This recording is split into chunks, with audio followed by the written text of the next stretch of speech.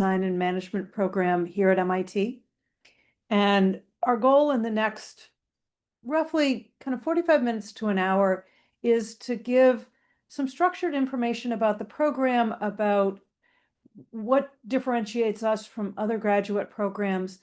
But we're going to also spend a good amount of time in Q&A as well. We've got a couple of students that have joined us that are going to share their experiences. And so don't hesitate as I present. If you've got questions, pop them on the chat feature. We've got folks from the program that are going to be happy to jump on and answer.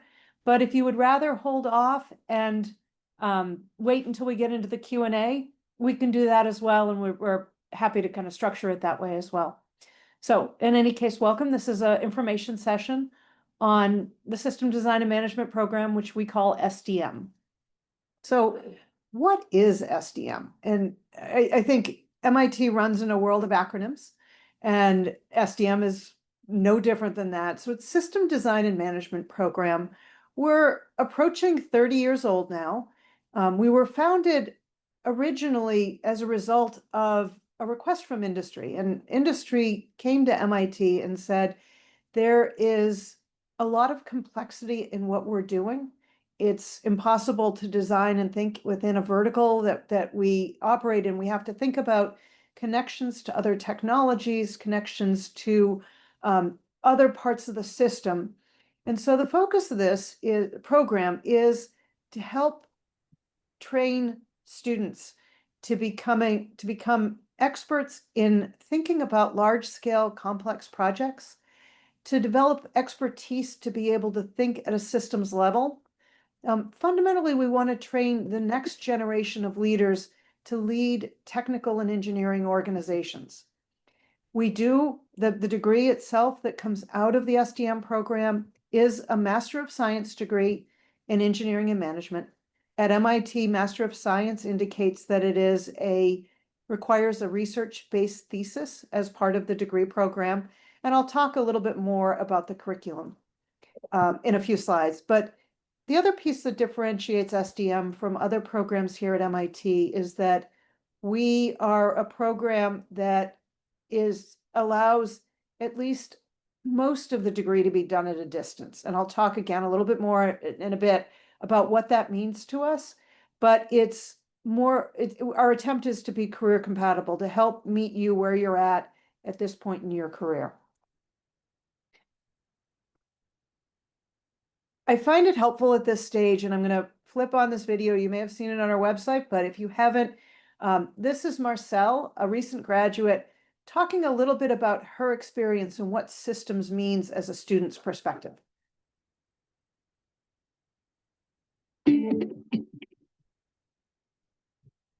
As an engineer, I'm trained to be a problem solver, and now I've learned a new way to solve problems, and it's pretty fun. It's almost like a puzzle with strings, because if you move the piece that's over in this corner, it may pull the piece that's in this other corner, and you had no idea they were connected. And that's the beauty of systems, to understand these relationships between all these pieces. My name is Marcelle Durenberger, and I'm a third-year SDM, which is System Design and Management master's student at MIT. System Design and Management is a blend of engineering and management. So we split our credits between the engineering school and the management school. It is a bit more engineering heavy, and we do have business represented as well, but we also have doctors that come in. We have geologists that come in, people from energy related industries. We have consumer products, we have automotive, we have aerospace, we have military. We really have a bit of everything. And I think that also is a huge part of SDM, to have that diversity of thought, and you learn how to adapt to your different groups, adapt to different cultures. You have people in different time zones, so you're learning how to navigate that as well. And you can do it in so many different ways. There are people who come in as sponsored from their companies and do it very quickly. There are people who are sponsored who do it in a pretty standard 1.5 to 2 years. Yeah. There's a group of people who do remote with clauses to get on campus on certain times. And then you have the part-time folks. I was able to blend starting part-time and then going full-time. There are a few of us who do that. So core is the first year for every system design and management student. So in the fall, you're all learning a common language, the core foundation of what systems thinking is. System architecture usually leads the front, and then you have system engineering, and then you have project management. And you're applying these to pretty simple problems. So first in the fall, you're like, okay, we're getting this new language, we're seeing how it applies, but these problems don't seem particularly complex. And that's the point, because you need to build on it. So what happens is you have a winter session, 1 week in January, where everyone comes on campus and you are all in a room, you're doing workshops, and you actually get pitched projects from 40 plus sponsors. And these projects have all been filtered by the program to really help you practice all the knowledge you now have. And then you go into the spring semester and you apply it to a much more complex project. So that complexity builds across the core class, and then it culminates in how do you actually take this method of systems thinking and apply it in your workplace or however you need to use them. Being a teaching assistant for the core class, it's actually really fun to see other people wrestle with the questions that you wrestled with and then slowly have the puzzle pieces like click in their heads. The project work brings you closer, the whirlwinds nature of the program brings you closer, and then all of a sudden you have this really special community. I think we come here because we want to do better. We want to elevate something that you think can improve. And this is an opportunity to learn the tools and meet the people that have a similar curiosity and drive to make a difference. To move ourselves beyond that. So I think Marcel gives a really nice perspective on what we're trying to teach when we teach systems. If we step back to the original mission and the mission statement, Tom Magnanti is still active as a faculty member here at MIT, but it's his quote that I think many of us come back to in really understanding our mission and drive, which is that this is a program for those that want to lead, not leave engineering. So people who are embracing and wanting to be part of a technical pathway, but to develop those skills that help them build leadership skills, build managerial skills, but also strengthen the depth of their technical expertise to be able to support being a leader in a technical organization. Systems thinking is a term that we use frequently. I think it's something that's become more common in industry and more recognized, but it's really, from our perspective, it is a holistic way of learning. It's not thinking about, again, one component or one piece, but it's thinking about how do all these pieces connect. So it looks at those connections. How do different components or systems connect with each other? What are those interfaces? How do you think about the dynamic behavior, those feedback loops of if you change one thing, and Marcel talks about pulling a string in one direction and seeing the implication that it has on another side. That's the system dynamics effect of things don't happen statically. One change affects others. And so our approach to systems thinking is to develop and build for you that core understanding, that core language, and then dive in deeper with real world projects to help you understand. But when you look at SDM, it goes beyond that. For the master's degree program, and I'm going to speak very briefly, I'm going to speak mostly on the master's, I'll mention the certificate as well. In the master's degree, all students take that core class. It is a 3-term sequence. It happens in the fall, in the short January term that MIT has called IAP, and then again in spring. And so it's a continuous series of classes. But outside of the core, and what you see on the left-hand side of this for the master's is that you are asked to build a curriculum that's going to be unique to you, that allows you to take electives and depth classes in the management school at Sloan with Sloan students. And there are probably close to 150 options. I put 100 here just to give you an idea of the scope there. You also have the same flexibility on the engineering side to be able to take anything out of the roughly 200 plus graduate level courses in the engineering school. And then the last component for a master's degree student is a thesis. And the intent for us is to be able to have you find a topic that you want to dig further into as part of your learning. And so you dig further in by doing and pursuing that thesis work to allow you to research an area that you've learned about in more depth. It may be related to a real world problem, or it may be a research problem that's happening here at MIT. It's up to you and your flexibility to create that. I want to mention very briefly the certificate program, which is on the right-hand side here. And what the certificate program, it is a graduate certificate in systems. The students that come in there are all working full-time. They take the same core class in the same teams with our master's degree students. So a certificate student is getting 36 units of MIT graduate credit.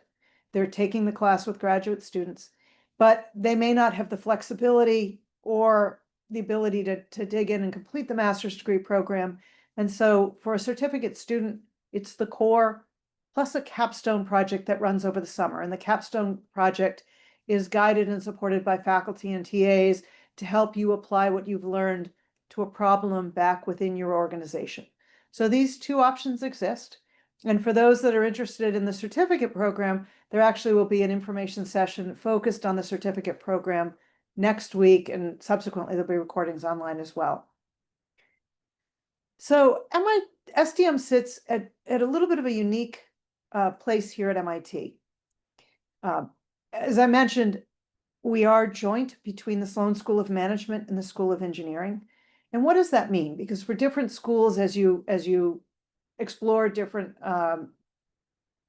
educational opportunities that different universities have, it means different things. Here at SDM, as part of the Sloan School of Management, you have full access to all the courses, the action learning labs, clubs, activities, research, conferences. You are considered a Sloan student. You also have the same access to the School of Engineering. And so again, it's the same thing. It's access to those courses. It's also access in many cases to research labs and being able to engage with faculty on technical research.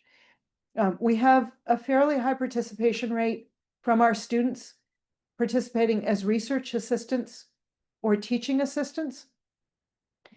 In those cases, it allows you to dig a little bit further into a topic. It also, if you are able to secure a research assistant or a teaching assistantship, it gives you funding to help cover the cost of your tuition as well as a living stipend. We strongly encourage you to look and understand that getting an RA or a TA in your first semester is very rare. Faculty like to know you. They like to have had you in class before they agree to bring you on as part of their lab or part of their teaching. But we do have a good number of our second semester, first year, and second year students that are able to secure research assistantships or teaching assistantships to help fund their program. But outside of the classroom, and the classroom is really the top half, the more formal education, we also looked to engage with different areas across MIT that involve the industry, companies, government, send students that are part of the program. They'll be classmates, but they also are the ones that sponsor projects that'll come in with these real world problems that allow you to test out and try things in a real world setting. They also are ones that bring in potentially collaborative research projects that may end up forming part of your thesis. MIT, and if I was to turn my camera around and you were see out the window, we sit right at a hub here in Cambridge, Massachusetts. There's a number of startups, startup facilities, innovation hubs here in the area. And that's also something that many of our students engage in while they're here at MIT. In fact, in the building that SDM resides in, our first floor is the Martin Center for Entrepreneurship, which is one of the entrepreneurship's hubs on campus. And so our students, as they come in, they pass through it on a daily basis, and it has support and resources for people that are really looking to start companies and technologies on their own. There are funding sources to be able to help on small grants and larger grants to be able to help you take an idea and at least get it off the ground to see if it's something that might fly. So all of that is open to you as a student at SDM. So our students look a little bit different than many graduate students on a college campus. We require students to have a minimum of 5 years of work experience. That's dropped down to 3 years of work if you already hold an advanced degree. But on average, our students have roughly 8 to 10 years of professional experience. They tend to be late 20s, early 30s. They tend to come in with a significant experience within their career, something that is able to identify them as understanding and leading large projects and teams.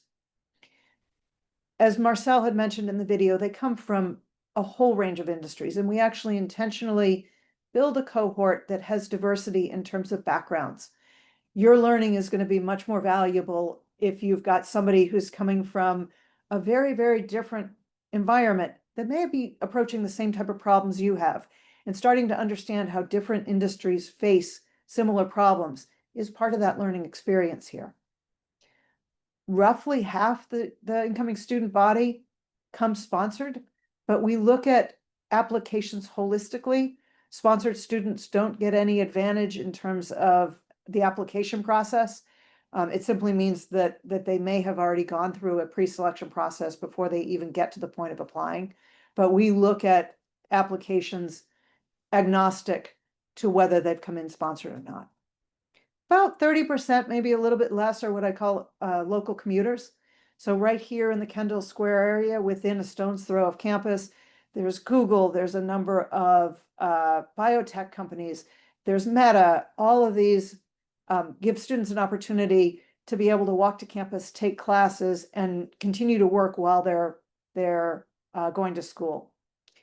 About half the students as well are from the US, about half are outside. And if you look at this picture, and the contrast isn't great, you get a little bit of a perspective. Obviously, the heat map shows the United States as dark because that's where about half of our student population comes from. But we do have representation from all of the continents that have population around the globe.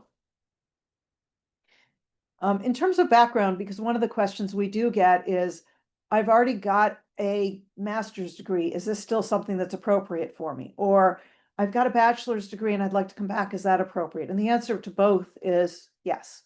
We have a number of students that have received their bachelor's degree. They go, they work, they build a significant amount of experience in the professional field, and they hit a point in their career that they say, I am being limited because I need additional skills. And they look to SDM as a way to come back and build on that skill set that they have. We also have people who already hold a master's degree that may come up with some of those similar hurdles.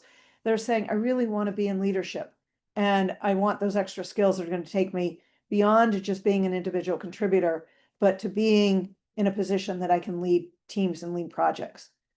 We also get a handful each year of PhDs and doctors. And I think in this class, again, we have one MD and several PhDs in the group that just entered here in September. In terms of background, this is just to give you a perspective. We talk, and I use the words about the fact that there are multiple industries represented. But this gives you a little bit of a flavor. The certificate students are there in gray, the master's in blue, and there's a big overlap between the two programs for where people come from. And it's amazing to see similarities in backgrounds where, for example, somebody who's come out of the healthcare space that's dealing with patient data privacy rules and regulations around that, working with somebody from the financial services sector that also has data privacy rules and government regulation. There's a lot of similarity, even though industries are very, very different. So I'm going to switch gears a little bit from what's the profile of our students to talking more about what comprises this SDM degree. At the base and at the foundation is that SDM integrated core. It is 36 credit units, and our units are probably different from what you've had in your kind of university background. At MIT, a unit represents approximately an hour's worth of work a week. So if you take a 12-unit class, it represents roughly 12 hours of time that you should anticipate spending on that class in any given week. So it may be 3 hours in class, 9 hours outside of class, combining to be 12 units in total. So our 36 units of integrated core is a heavy lift. It's a class that's actually 15 hours of work in the fall, 15 hours of work in the spring. It's the equivalent in January, but January is a compressed term, so it's only 6 units, but it's the equivalent of that 15 hours as well over the January. Outside of the core, you are asked to take 12 units of depth in both engineering and management, and they mean a little bit different thing between the engineering and the management side. On the engineering side, what we look at is we say we touch on a lot of topics in the core. We may touch on system safety or system dynamics, other things that are really foundational to systems thinking. But because it's a combined course, there's only so far we can go into depth. And so what we ask you to do is, out of a list of about 15 courses, we ask you to pick one of those topics to take and get more depth in that area. So you may choose system dynamics, and you may say that's something, this idea of how do you understand how one part of a problem affects the other. You take the 12 units in system dynamics, and that satisfies your engineering depth class. On the other side, on the management side, it is a little bit different. Most of our students do not come in with formal education in management. And so the management depth classes tend to be roughly the MBA core classes. So you can think about strategy and marketing and finance. And so we ask that you get some foundation on those classes and content that someone would take as part of a typical MBA program. And then you've got electives. And when I talk about electives are really anything, it truly is almost anything in the graduate schools of engineering or management here at MIT. So you can go into Sloan, you participate in the bidding process with Sloan students to pick classes on the management side for Sloan. And on the engineering side, you have the choice actually of any of the engineering departments. You're not restricted to those that you had as an undergrad.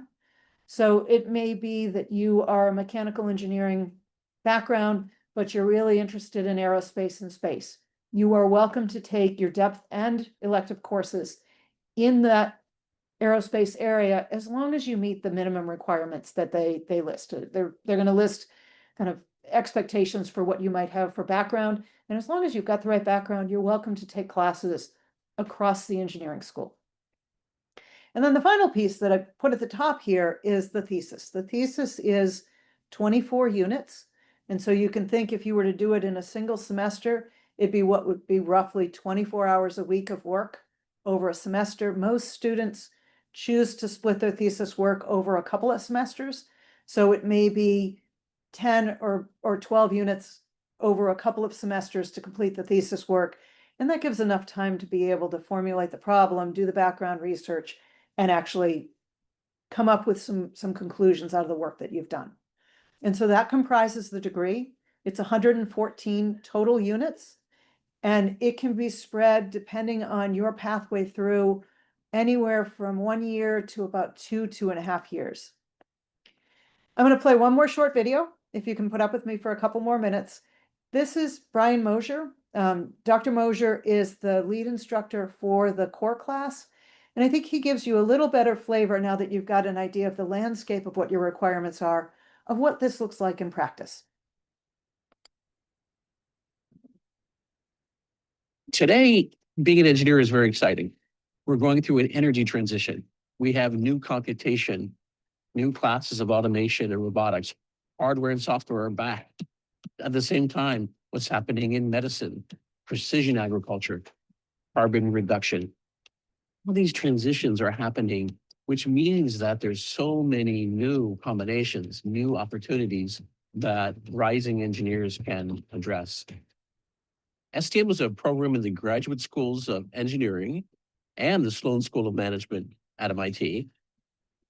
It offers both a master's degree in engineering and management, as well as a certificate in the same.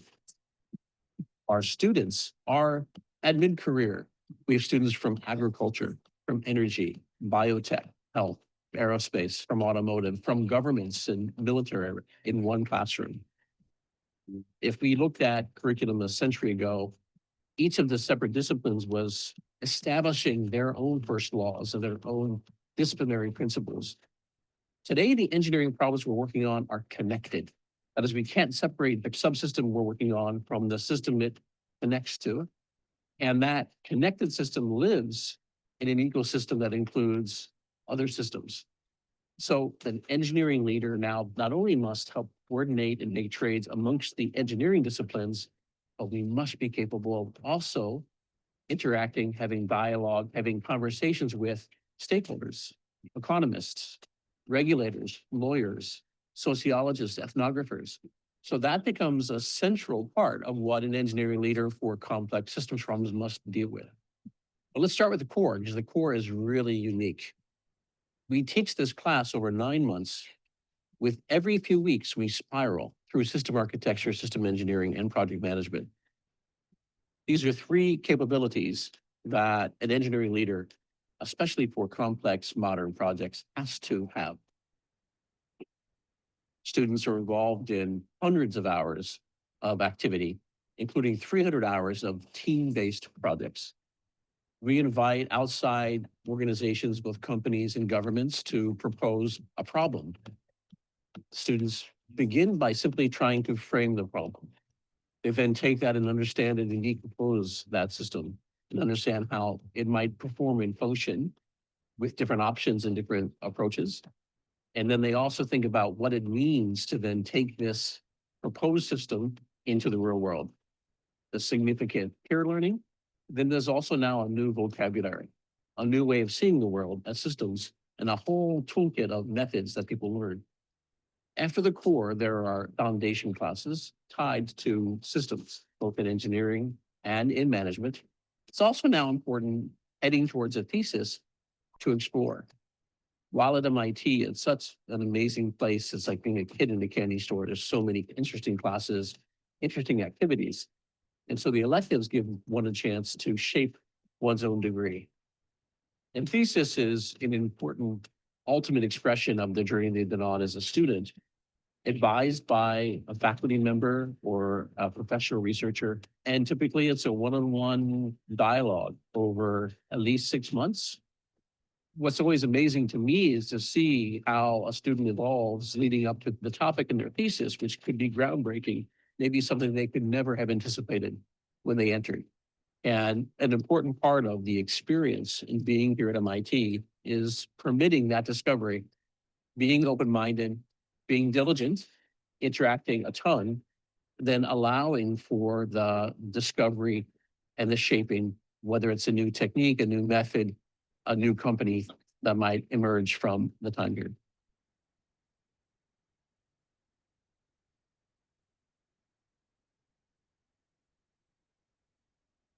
A lot of those pictures that you saw in the video are actually our January intensive week when we bring everybody together and kick off those spring projects. It's a tremendous amount of work. It's also an awful lot of fun to come together and study in that structure. So Brian talked about the integrated core. It's this full year course. It's the idea for us is to be able to look both with breadth and depth on systems. So we touch on topics, we come back, you dig in further once you understand the basic vocabulary to be able to really understand how do you rethink about how you tackle problems.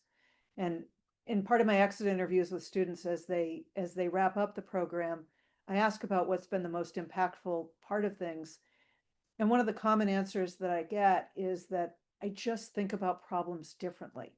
I don't jump to solutions. I really stop and try and understand and appreciate the problem that's facing me before I jump in and start to try and solve it. Brian talked a little bit about this, but I want to come back and emphasize that this isn't just sitting in lecture. It's a combination of lecture and in-class discussion, bringing in experts from around the globe that talk about areas that are unique to them. You know, several years back, if you remember the Fukushima nuclear disaster, we brought in some of the people that were in the regulatory government in Japan talking about how that disaster happened and what could have changed from a systems perspective. There are team projects. And in many cases, you may work with teams more than you care to, but it really reflects what a real world environment's like in team-based kind of project solving. There are a few individual assignments. It gets you a chance to be able to dig into something independently as well. But all of this culminates with that semester-long project where content is being delivered in class, but you're getting a chance to apply it to this real-world situation. What I love about the spring project is these are real problems. Companies are coming in and they're sharing data. You get a chance to try something maybe in an area that doesn't directly relate to something you've learned over time. But the trade-off on it too is that it's okay to be in a learning mode. You don't work for them. It's not your career that's on the line here. You have a chance to make mistakes and learn and kind of understand how things get applied in the real world with no consequence in terms of career. So it's a great learning experience and is a great setup. So just to review again, curriculum requirements, 12 units of management foundation. You can take more, and if you take more, those just count against your electives. You have 15 plus units of elective in the management area, and these are at Sloan with Sloan students. Engineering depth, you're required to have 12 units. Again, it's about a dozen courses. I think we're actually up to 15 now. We keep looking to add more that connect to what we're teaching in the core.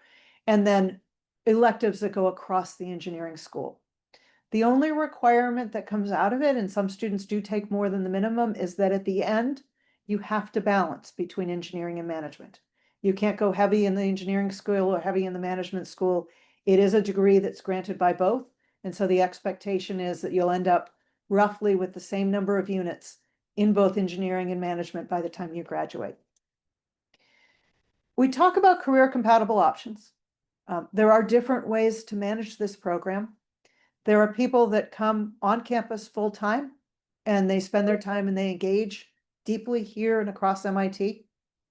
There are people, as I mentioned, that may work in a building that is 100 yards from campus, and they come to class and they look just like an on-campus student, but oftentimes they're working part-time or full-time while they're coming to school.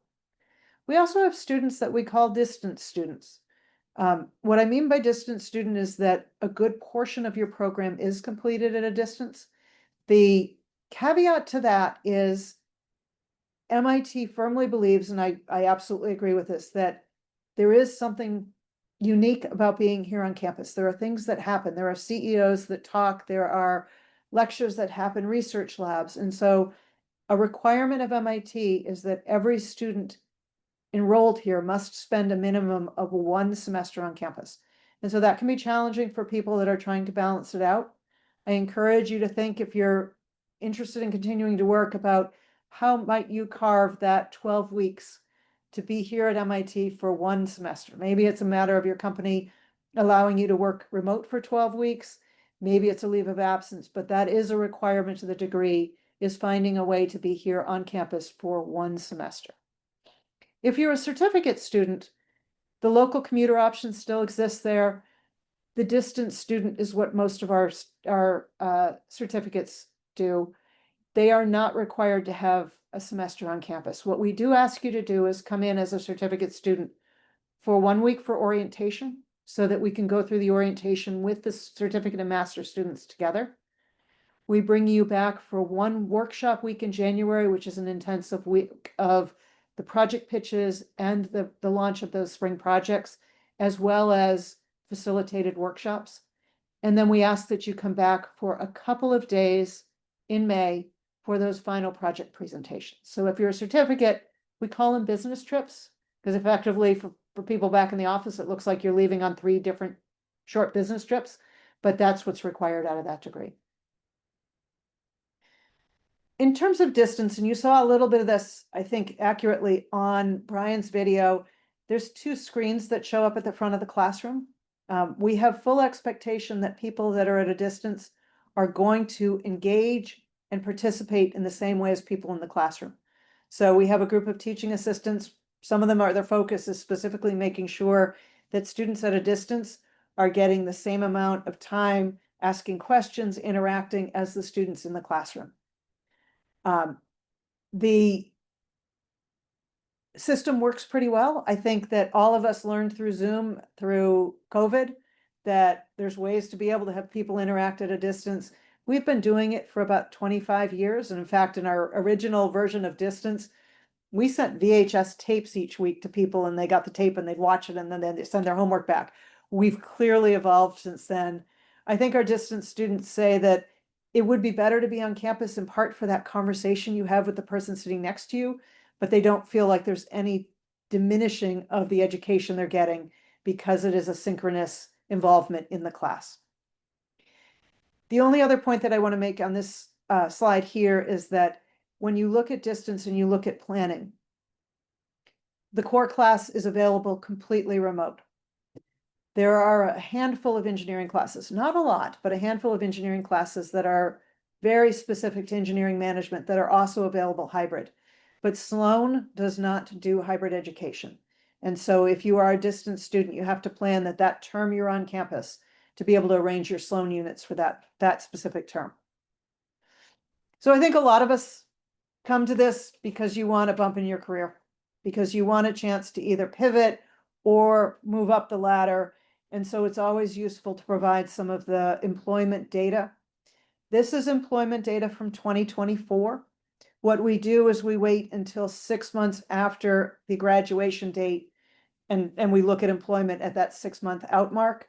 And so in this case, somebody who was a December 2024 completion, which gets included in here, they graduated in February. So we're right now compiling the 25 data that will be available. 24 data is our most recent. I should know that. In any case, this is the current data. I was looking at as I was prepping for this today, I was looking at the 23 and the 24s, and so I'm off a little bit. So excuse the brain cramp there. So just round numbers here. You get a chance to see what the prior kind of salary ranges were. You may look and say, well, I'm above that, or I don't know how I fit. But as you can see, given the growth, it's an average increase of about 62%. It does take a couple of years to pay back the cost, but there is return on investment here. What I encourage you to do if you're looking at it is think about your industry, think about what that ideal job is for you, or that next job is, to think about where that jump may come in. In terms of where students go back to, a lot come to the Northeast. There's a lot of tech here in the Northeast. There's a lot of biotech. Similarly, there's a lot of tech on the West Coast. We've seen over the last couple of years a little bit of an increase in the people that are going to Europe or to other places, OUS, for their next stage in their job. And then we do get Southwest, the Texas, the Arizonas, places like that. This reflects people who are not sponsored. We don't track salaries on students that come in sponsored by their company. So the numbers aren't huge. It's about 25 to 30 a year is what falls in that reporting numbers here.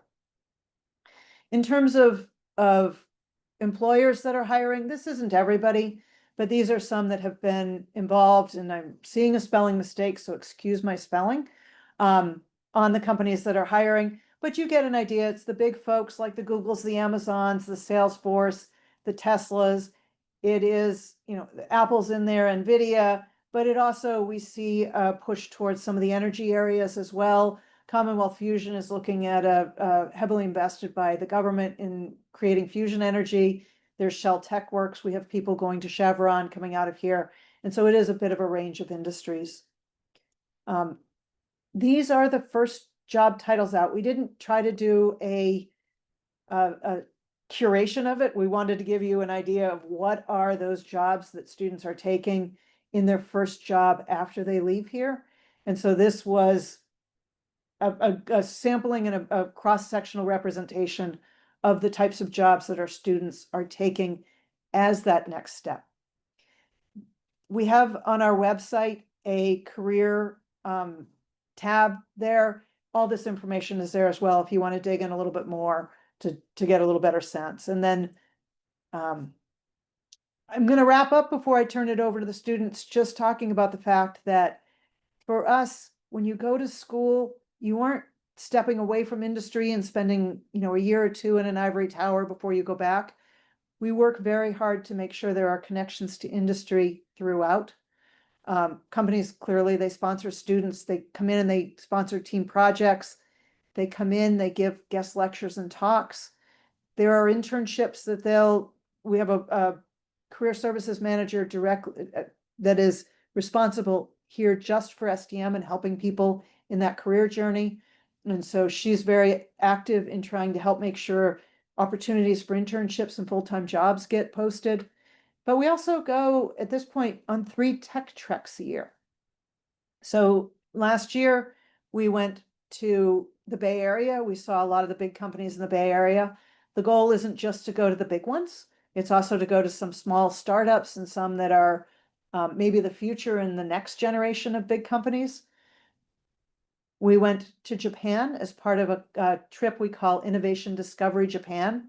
That happens in January, and we get a chance to see some of the leading companies in Japan, but also some of the companies that are on the cutting edge of new innovation in Japan. And we do a similar trip to the Netherlands. There's a lot out there on, chip technology. We get a chance to go to ASML, view it, see what they're doing with the equipment that designs chips. Companies also come in and sponsor research, and sometimes that'll roll into thesis work for students. But it's important for us to make sure that the education you're getting is relevant to the next job you're going to take, and that we stay current with what's happening in industry as you go through. So with that, I have 2 current students here that I want to do a quick introduction. I've got Kelly Cody and I've got Vipin, and I'm going to have them do a very brief intro just so you've got an idea of their background and what brought them to SDM.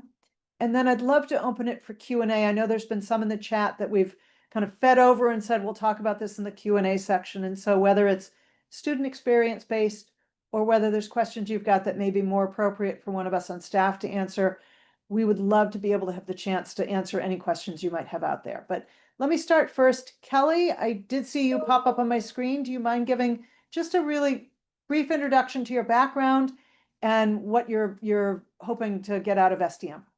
Yes, hello. Can you hear me? Yes. Okay, amazing. Hi, everybody. I'm Kelly Cody. I'm a first-year SCM student, so we're right in the thick of beginning classes. So I have a master's in biotech, and I come from the FDA regulatory compliance industry. So I used to do a lot of that.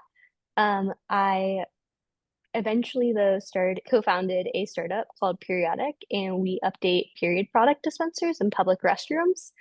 And so I felt like I was missing some skills regarding systems and mechanical engineering, and don't SCM I feel like has the skills to kind of equip me. So I'm hoping to learn a little bit more about things specific for my startup.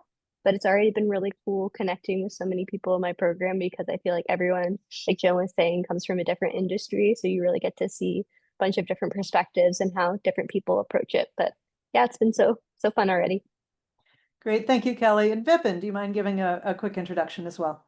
Sure, John. Thank you. Hey, everybody. My name is Vipin. I come from India, and so I'm a first-year STM student, like Kelly. So Kelly's my classmate, and then I come from the aerospace industry. I used to work at Airbus, where I was leading the computer vision strategy for A320 manufacturing. And for me, it was about technology all through my life. I have a master's in robotics, so I often saw that the best of the best technical solutions often, might not make it to the market. You need it to align with strategy and the organization goals. So that was kind of my pivot or the turning point where I decided, how do I become a holistic person who understands technology, develops technology, but as well as understands how organizations function? So this kind of gave me, the pivot to move into something like an engineering management, and MIT STM turned out to be the best place to do that, and I'm here. Happy to answer any questions. Thank you, Vipin. I'm going to actually we've got a few of our staff members here. Amali Lalam is somebody that you will all likely get to know reasonably well. Amal is our admissions manager. She's the one that is the primary front and face to any questions you would have on the admissions side of things. Ignacio Vasquez is our industry and certificate director. We also are thrilled to have Ignacio as a graduate of the program a number of years ago. So he comes in both with a little bit of perspective on students as well as the experience here leading our industry relations. And then I believe we've got Julie Papp on here, and Julie is our career services manager and can also kind of provide some input on that. So let me jump over it. Raise a hand if you've got a question, and Juan, I will have you jump in. But also, again, we'll feed through some of the questions that came in on the chat. Juan, please feel free.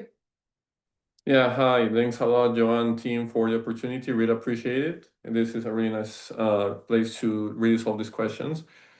I've been talking with several SDM students, bunch second and first year, and several of them told me they are also pursuing a second master's degree in whichever, for example, aerospace engineering, mechanical engineering, for example.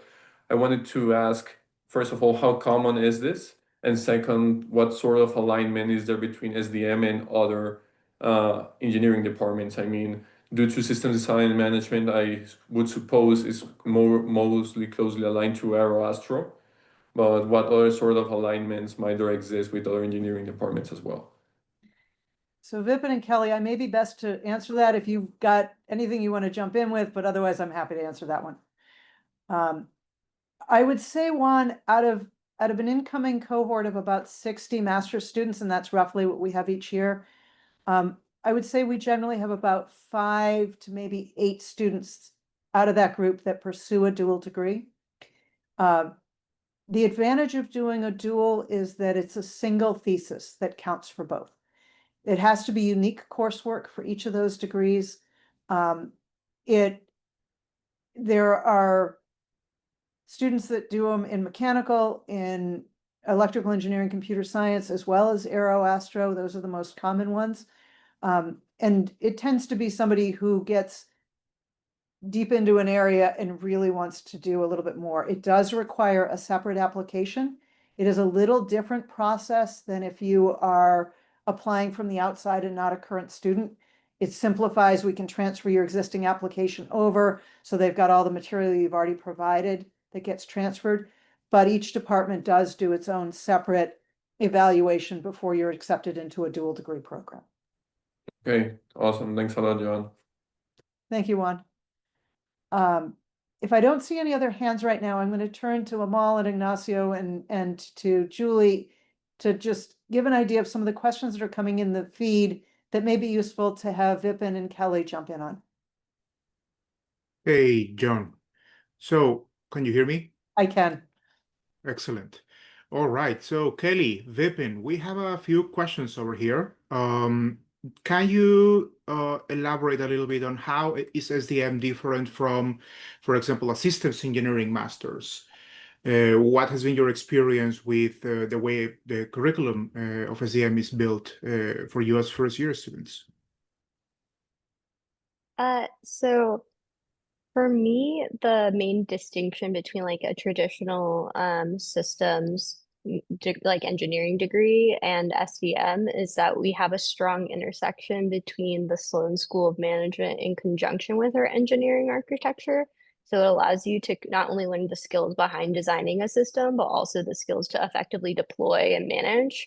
And I feel like also the way that SDM is structured really allows you to have kind of more of an exploratory avenue. So, since you are split between the two schools, you can, if I want to learn more about like mechanical engineering, I feel like I have that flexibility in things as well, or like prototype development and how that interacts with business, in addition to like the systems architecture. But then what do you think? I kind of second that. So I'm taking a class on systems safety. So systems can be looked at in two views. So one at the technical and product level, and one at the people level as people working with other people as systems. So the Sloan School kind of gets you into, thinking about system dynamics from an organization perspective. And we also have classes from a technical perspective as to how do you build robust systems that don't fail under technical load or something like that. So this degree gives you a unique combination where you can take this from the engineering side as well as the management side, and then kind of mix it and come up with a thesis of its own. I'm going to follow up on something that's a little bit different, that there were a couple of questions in the chat. As first-year students, you are maybe not fully up to speed on this one, but by talking to second, third-year students, what's your take on possibilities for research assistantships or teaching assistantships? Vipin, you should start because you're already ahead on that. So I'm currently an RA with the Sustainable Supply Chain Lab, which is like one floor below where we are at STM. And I would say the opportunities are plenty out here. You'll often hear it from Jassy, who's our financial coordinator, and the department actually sends you openings if they're available in other departments. But I highly suggest that you get admitted, get your @mit.edu email ID, and then reach out to professors so that you get a better chance of getting, a reply. And in terms of working in other departments, I would say there are TA opportunities, RA opportunities within the department, but there are plenty of other departments like the EECS, supply chain, which offer plenty of opportunities if you have the right background for it. So I would say start off with getting admitted and then slowly look at different labs and research statements that the departments work with, and then get started off from there. Thanks, Vipin. Another one over here, and this is not a question that was explicitly stated, so I am going to kind of like take bits and pieces of a couple of this. There were questions in the chat about what do SDM students do after graduation. I mean, do they go into, for example, management consulting or venture capital? Now, Vipin, Kali, you come from neither of those worlds, so I'm curious, what is your expectation about like how are we going to support you on your next step? What do you have in mind? Kelly, do you want to start? Sure. So I think one of the fabulous things about MIT is how resource rich it is. But I feel like that comes with the caveat that there are so many resources that sometimes it's difficult to navigate and understand the nuance between them.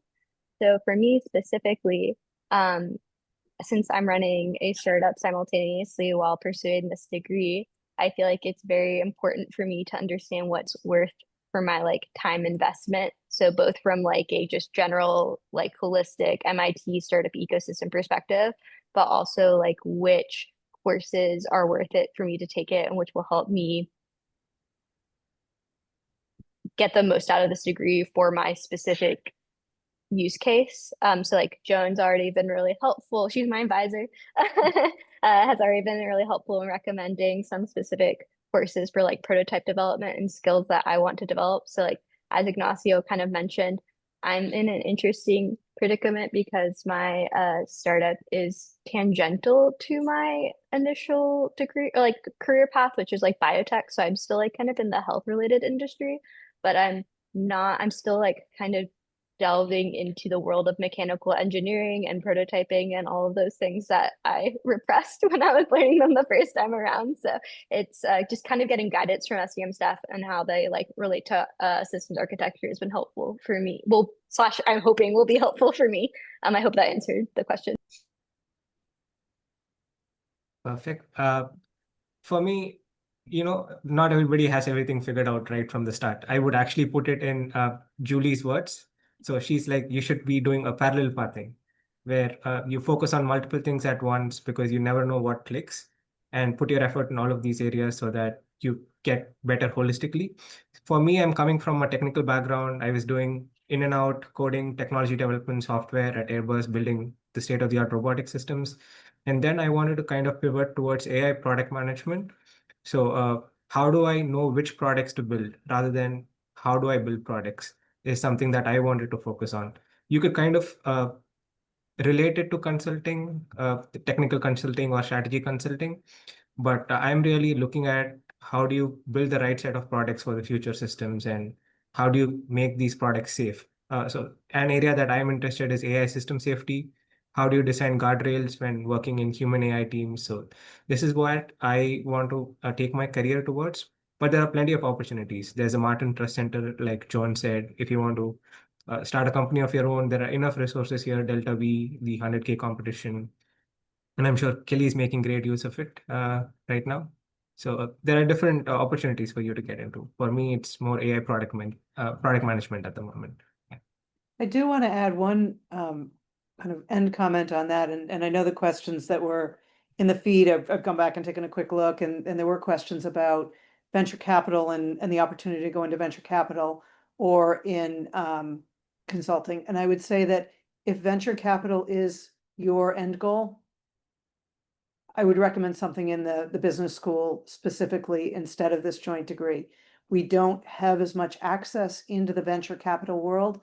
It's not to say that it couldn't get there, but right now, if you come in and say venture capital is my end goal, I would say one of the other programs through Sloan is probably a better connection, just to be fully transparent on that. I do want to reflect, Kelly, there is a question up here that was specific to a question for Kelly. It said, can you give an example of applying what you've learned so far in SDM, and do realize for the folks that are here that we're 2 weeks in, into your startup, and then how do you manage your time, I think is the more critical piece between the different commitments you have. How does it look right now as a master's student trying to juggle those pieces? Yeah, so I think specifically to the systems design thinking that I've already kind of begun to think of how I'm applying to my everyday work is how pad and tampon dispensers are like refilled and how they come about existing are all like systems. Like anything can be a system, so you really can apply systems thinking to like whatever you're doing. But like I think that this particular curriculum is most useful for like complex systems and systems that have a higher amount of interactions or emergence, you'll learn. But for me, like thinking how facilities managers go about refilling and what their like goals are and how these dispensers like remain stocked and accessible for people who are having their periods. Like these are all things that systems thinking kind of gives you a framework and context in which to work and to move or like effectively address these problems. So like, you know, like Joan said, I'm only 2 weeks in, so give me a little bit of a break. But I think too, as I get to kind of learn more about prototyping and engineering, mechanical engineering specifically, which is kind of what I want to focus my like engineering credits on. It'll give me a more effective lens. There are like specific things I want to update in dispensers, but I'm not exactly sure how to approach it. So that's how I am kind of planning on applying the curriculum. To answer how I'm splitting time, I think it really depends week to week. And like the nice thing about having your own like organization, you can kind of structure it however you'd like. So if I want to work like a lot of hours, I can, and I don't really have to necessarily sync up with anyone with my organization that much because we're pretty small. So I think a lot of what we're working on is like group projects. So just being transparent with your group about your like availability. But I feel like it's describing the answer to that question to which it would like apply to lots of people. It just like really depends on you and your working style. Like I think I'm able to manage it. And also like my thesis I'm planning on relating to my business and like the systems behind that infrastructure. So I feel like a lot of things will end up aligning the way I'm kind of structuring it. But I think you have to be really strategic about like for me, it's very pointed at all the things I want to do while I'm here. And I'm trying to keep it within that kind of casing. If that makes sense. Thank you, Kelly. I'm looking at the time and I promised our students because of their course schedule that we would keep them to an hour. I do want to spend just a minute before we wrap up. There have been a few questions here about admissions and applications and what do we look for? And I will give you my best comment as one of the reviewers on the admissions is that we really truly look holistically at your application. If you've had grades as an undergrad and maybe it was at 18 years old, you just weren't focused when you went to college, please explain it, put a note in there, help us understand. But what we're really looking for is to see career progression. We're looking to see a commitment and a desire to be here at SDM, looking at things from a systems perspective. It's really important, especially in the essays, that you can help us understand why this is the right fit for you. If you have grades along the way that again, we might look at and go, ooh, not sure if you're going to be able to handle the coursework here at MIT, please do consider standardized tests.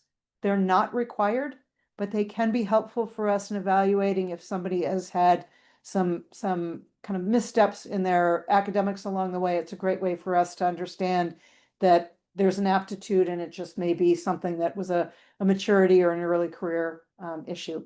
But we do look holistically. We don't have any minimum criteria in any given area. It's important for us to look at kind of the body of evidence of your academic capabilities and your contributions in the job and the roles that you've had. Amal and Ignacio, is there anything else that you think is important to hit on before we wrap up, just seeing the time? All right. Please know for everybody that joined, and we're thrilled that you came to join us today, we are here and we're available. Amal is, I'm going to put her out there, as Amal's here to be able to answer any questions you've got. Happy to help in any way. We want you to make the best, most informed decision to be able to pick what's the right choice for you in your next step. And so don't hesitate to reach out to us. Happy to answer any questions we have. Thank you for joining us. And Vipin and Kelly, thank you so much for taking your time. I know your schedules are busy early in the semester and really appreciate your contributions here. Thank you all so much. Thank you so much. Thank you. Bye. Take care.